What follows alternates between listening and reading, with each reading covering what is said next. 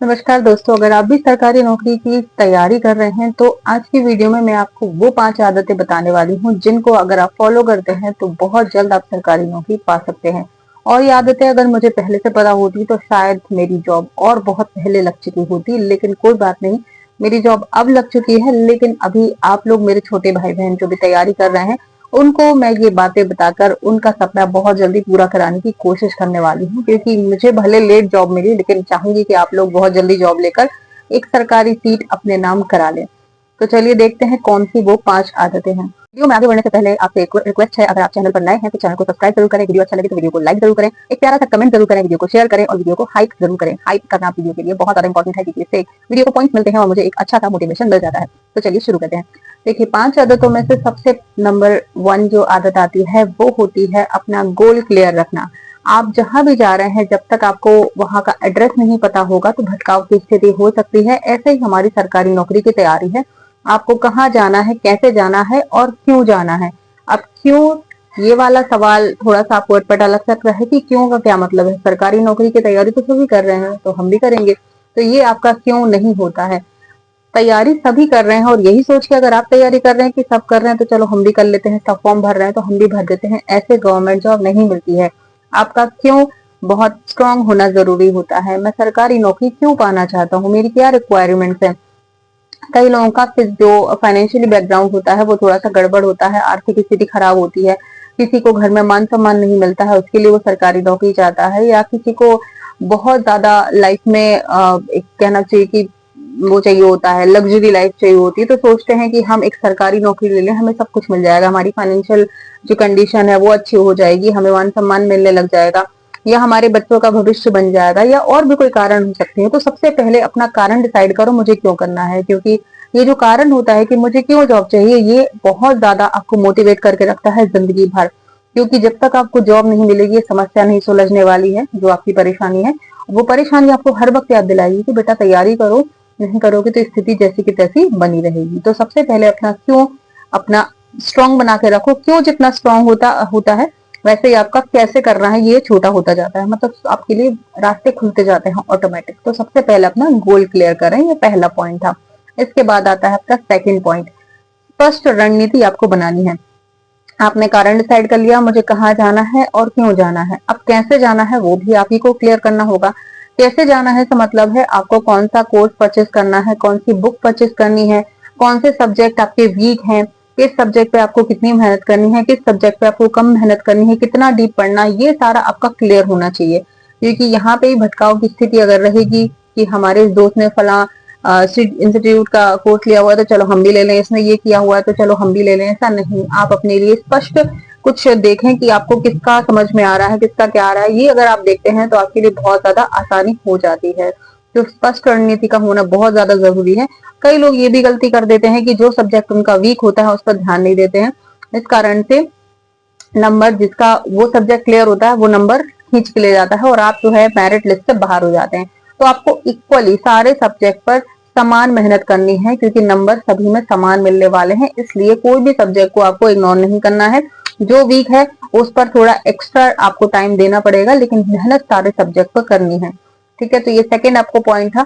स्पष्ट रणनीति बनाओ, किस सब्जेक्ट पे आपको कितना काम करना है, कौन सा आपको ज्यादा पढ़ना है, कौन सा कम पढ़ना है, ये आपका क्लियर होना चाहिए। इसके बाद आपका थर्ड आता है जो होता है वो टाइम टेबल का। अब आपने आपका क्यों क्लियर है, कहाँ क्लियर है, कैसे क्लियर है, अब बारी आती है टाइम टेबल की। तो टाइम टेबल हमेशा ऐसा बनाओ जो आप फॉलो कर सकें। बिल्कुल कठिन शुरुआत में बनाने की जरूरत नहीं है कि हमने पहले दिन से डिसाइड कर लिया हम 12 घंटे पढ़ेंगे, हम 15 घंटे पढ़ेंगे, जो कि एक नॉर्मल इंसान के लिए थोड़ा सा मुश्किल हो जाता है। तो आपको ऐसा टाइम टेबल बनाना है कि जो आप फॉलो कर सके। एक दो दिन की थकान आपने कर ली, बहुत हैवी आपने बढ़िया सा टाइम टेबल बना लिया, खतरनाक 8-10 घंटे वाला, और 2 दिन में थक गए, फिर तीसरे दिन सो गए, पूरा आराम आपने कर लिया, फिर छूट गई बीच में लिंक। तो ये गलती ना करें। शुरुआत में इजी टाइम टेबल बनाए कि हमें 2 घंटे पढ़ना है या हमें 3 घंटे पढ़ना है। धीरे धीरे आप टाइम बढ़ाते जाएंगे तो आपका टाइम टेबल जो है वो ठीक होता रहेगा। आगे जाके जैसे जैसे आप 2-3 घंटे लगातार पढ़ लेते हैं तो धीरे धीरे आप टाइम को आगे बढ़ाते जाइए, अपडेट करते रहिए अपने टाइम टेबल को हर 15 दिन में या 1 महीने में, जैसा आपको ठीक लगे। तो टाइम टेबल आपको ऐसा बनाना है जिसे आप फॉलो कर सकें। इसके बाद आता है, आपने टाइम टेबल भी कर लिया, सब कुछ क्लियर कर लिया, अब बारी आती है आपके पढ़ने की।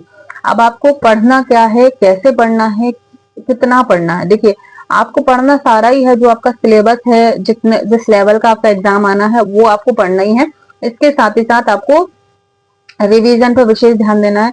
बहुत से स्टूडेंट यही करते हैं कि उन्होंने पढ़ा, पूरी बुक एकदम शुरू से लेकर एंड तक पढ़ डाली, इसके बाद डायरेक्ट तुमने टेस्ट दिए, टेस्ट में सही नंबर नहीं आए, डिमोटिवेट हो गए कि पता नहीं मेरा होगा कि नहीं होगा, निगेटिव ख्याल दिल में आने लग जाते हैं, और इस वजह से फिर क्या होता है, बीच में उनकी पढ़ाई मिस होने लगती है कि इतने दिन हमने पढ़ाई किया, इतने सब्जेक्ट हमने क्लियर कर ली, इतनी बुक्स रट डाली से मतलब है पढ़ डाली, इसके बाद भी टेस्ट में सही नंबर नहीं आ रहे, तो पढ़ाई से मन हट जाता है। तो पढ़ना इंपॉर्टेंट नहीं है, सबसे पहले आप पढ़ो, फिर उसका बार बार रिवीजन करो। रिवीजन करोगे तभी कहीं जाके आपके टेस्ट में अच्छे नंबर आएंगे। आप लोगों की जुबान पर रटी हुई होंगी कुछ चीजें, जैसे कि हमारा देश कब आजाद हुआ था, गांधी जयंती की डेट आपको याद होगी, और भी कई इंपॉर्टेंट डेज हैं, उनकी डेट आपको हमेशा याद रहती है। क्यों रहती है? क्योंकि वो हम बार बार सुनते रहते हैं। बचपन में हमको रटाया गया था कि 15 अगस्त 1947 को हमारा देश आजाद हुआ था। हर साल जब 15 अगस्त आने वाली होती है, स्वतंत्रता दिवस जब आने वाला होता है, तो क्या होता है, पहले से तैयारियां चलने लगती हैं कि अरे 15 अगस्त को आना है। तो ये आपके कानों में बार बार आती है, तो आप कभी भी इस चीज को भूलते नहीं हो, चाहे आप उसको पढ़ो या नहीं पढ़ो, आपको याद रहता है, क्योंकि ये कानों में बार आवाज आपके आती रहती है, सुनाई आपको पड़ता रहता है। रिवीजन एक तरह से हो रहा है। तो ऐसे ही आपको अपने सब्जेक्ट के जो इंपॉर्टेंट डेज होते हैं या डेट्स वाली चीजें होती हैं, इनको आप बार बार रिवाइज करेंगे ना, तो ये आपको याद हो जाएंगी, इजिली याद हो जाती है, बट आपको रिवीजन की जरूरत होती है। बहुत लोग ये बोलते हैं कि समझ के पढ़ना ज्यादा अच्छा रहता है रटने की अपेक्षा, तो हर जगह ये चीज लागू नहीं होती। कुछ चीजें ऐसी होती हैं जिनको आपको रटना ही पड़ता है। अभी मैंने आपको एग्जांपल दिया कि रट जाती हैं कुछ चीजें, तो वैसा ही आपको करना है। जैसे कई लोगों को हनुमान चालीसा बड़ा कठिन लगता है, जिसने बार बार उसको नहीं पढ़ा है, लेकिन जिसने एक बार पढ़ लिया और उसने उसको रोज पढ़ा तो उनको जुबानी याद हो जाता है। तो कुछ ऐसा ही आपको अपने सिलेबस के साथ करना है। इतनी बार उसको पढ़ डालो कि आप नींद में भी कोई उठा के पूछे तो आप उसको बता सको। तो रिवीजन इंपॉर्टेंट होता है, ये बात सही है। और इसके अलावा फिर आप टेस्ट लगाएं। अगर आपने रिवीजन के बाद टेस्ट लगाना शुरू करा तो आपके शुरू में ही नंबर अच्छे आएंगे, जो आपको मोटिवेट करने का काम करेंगे, उम्मीद जगा देंगे, दिल में विश्वास पैदा कर देंगे कि नहीं हमारा तो हो ही जाएगा। तो ये जरूर आपको करना है। इसके बाद बारी आती है आपके इसके बाद आती है लास्ट जो हमारा पॉइंट है 4th नंबर का, वो होती है अनुशासन। आपने जो भी कुछ किया है, देखिए नियम हम इतने बना सकते हैं, लेकिन अगर फॉलो इतने भी नहीं हो रहा है तो कोई मतलब का नहीं है। तो नियम आपने अभी तक जितने भी बनाया, जो हमने 4 पीछे लिए हुए हैं, उन सब का निचोड़ लेकर आपको एक पोटली में बांध लेना है और उसको बंद करके रखना है। मीन्स आपके जो नियम है जो आपने बनाए हैं, इनमें कोई भी लापरवाही वाली बात ना हो। आपने जो क्यों डिसाइड किया है कि हमें क्यों तैयारी करनी है, क्या तैयारी करनी है, इससे आपको भटकना नहीं है। सपोज आपने 3 महीने तैयारी कर ली किसी एग्जाम की और फिर अचानक से कोई और आ गया तो उसको छोड़ के उसमें लग गए, तो ये क्या हो जाएगा, आपका नियम टूटना। क्योंकि आपने शुरुआत किसके लिए की थी, किसी पर्टिकुलर एग्जाम के लिए की थी, बीच में कोई दूसरी वैकेंसी आ गई, आप वहां मूव ऑन हो गए। तो देखिए अपॉर्चुनिटीज आती है, मानते हैं, लेकिन अगर आपकी इसकी तैयारी आधी हो चुकी है और इसमें सीट्स बराबर हैं, तो इसको छोड़ना फिर बेवकूफी हो जाएगी, क्योंकि आपने बहुत मेहनत की है इस पे, और दूसरे के चक्कर में अगर आप पड़ गए तो फिर यहाँ से ध्यान भटक जाएगा, आपको दिक्कत हो जाएगी। ऐसे ही आपका क्यों जो है, आज आपने सोचा था कि नहीं मुझे इस वजह से करनी है, आगे आपको कुछ और दिख गया, या मुझे आईफोन के लिए तैयारी करनी है, आईफोन के लिए मुझे सरकारी नौकरी चाहिए, तो ये नहीं, एक स्ट्रॉन्ग रीजन बनाओ, है ना।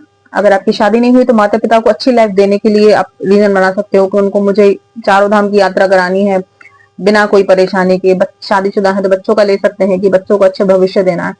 और इसके अलावा जो आपने रणनीति बनाई है उस पर बराबर फोकस करना है। ऐसा नहीं कि आज आपने कुछ नियम बनाया कल कुछ नियम बनाया, इसके बाद टाइम टेबल हुआ उसको फॉलो करना है। टेस्ट, रिवीजन, पढ़ाई, ये सब चीजों को लेते हुए आपको कंसिस्टेंसी बिल्कुल बरतनी है। एक ही दिन, ऐसा नहीं कि एक दिन पढ़ा फिर छोड़ दिया फिर कर लिया, नहीं नहीं, जो नियम बनाया है, जैसे नियम बनाया है वो आपको रेगुलर करना है। एक भी दिन का गैप आपको नहीं करना है। गैप करने के कारण हमारी पढ़ाई पिछड़ जाती है, दिमाग कहीं और डाइवर्ट हो जाता है। इसलिए भले आप 15 मिनट पढ़ो, 1 मिनट पढ़ो, कितना भी पढ़ो, लेकिन बुक से एक भी दिन अछूते ना रहो। सारी बुक आपको टच करनी है डेली। टच करने से मतलब है उनको पढ़ना है, ठीक है। तो उनसे आपका जो रिलेशन है वो एक दिन का भी नहीं होना चाहिए दूर। इस तरीके से आप पढ़ेंगे तो आप डेफिनेटली सरकारी नौकरी ले सकते हैं। सरकारी नौकरी आप और हम जैसे लोग ही लेते हैं, ऊपर से कोई फरिश्ते नहीं आते हैं जो सरकारी नौकरी ले लेते हैं, बस वो नियम पर चलते हैं, अपने लिए थोड़े से कठोर हो जाते हैं, दूसरे के लिए थोड़े से कठोर हो जाते हैं, लेकिन अपनी नौकरी, अपनी जो पढ़ाई है इससे समझौता नहीं करते हैं। तो बस लग जाइए और सरकारी नौकरी बहुत जल्दी आपके पास होगी। इन्हीं शुभकामनाओं के साथ मिलते हैं अगले वीडियो में। तब तक के लिए नमस्कार। वीडियो को लाइक जरूर करें, शेयर करें, सब्सक्राइब करें।